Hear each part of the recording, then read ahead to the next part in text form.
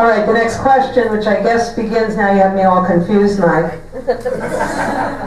I think you began this question. In the last session, a bill to expand casino gambling in the state was defeated in committee. Some would say it would have been the largest gambling expansion in Florida history and bring in the wrong kind of tourism. Others saw it as a way to expand convention business in South Florida and elsewhere, competing with Orlando, whose legislators strongly opposed the move. How did you view the proposal, and how would you approach it if it comes back in a future session? Well, this is an interesting question because my opponent in District 34 is the person that was one of the original text writers of that legislation. And casino gambling, I don't gamble, I'm opposed to gambling. If the community votes that they should, that they want gambling, this is a representative republic, then they should have gambling. However, in the process, you need to also educate the public that in all cases in the United States where casino-style gambling has been built, you also get a 12.9% increase in all levels of crime on every level. You also, they haven't calculated the money and given you the information on the money, the billions of dollars that end up being spent on alcohol abuse, drug abuse, gambling,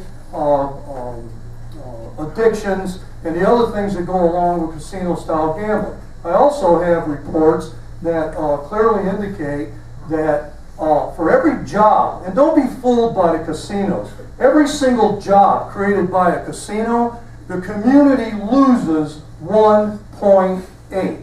So you only have a 0.8, you have a 0.8 loss for every job the casino says that they're going to provide to your community. So if my constituents want gambling, I would vote for gambling. But I would make sure that they were educated about all the aspects of gambling before any of those votes were cast. Thank you.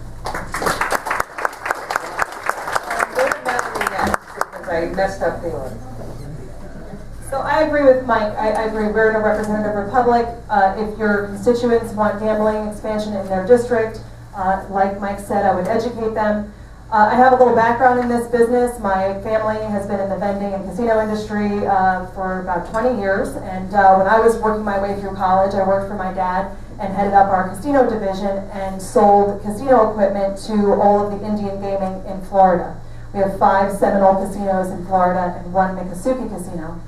And what I can tell you about the gambling in Florida with respect to the Indian reservations is, A, they're doing a pretty good job of the gambling here, and they're paying taxes that they don't have to pay.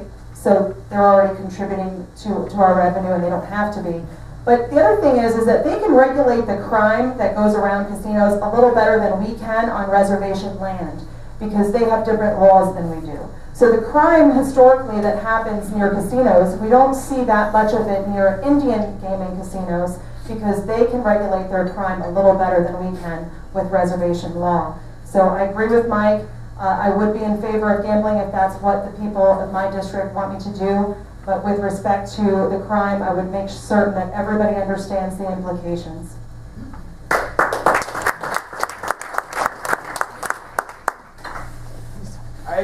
I agree with Mike. I have personal reservations, my own values.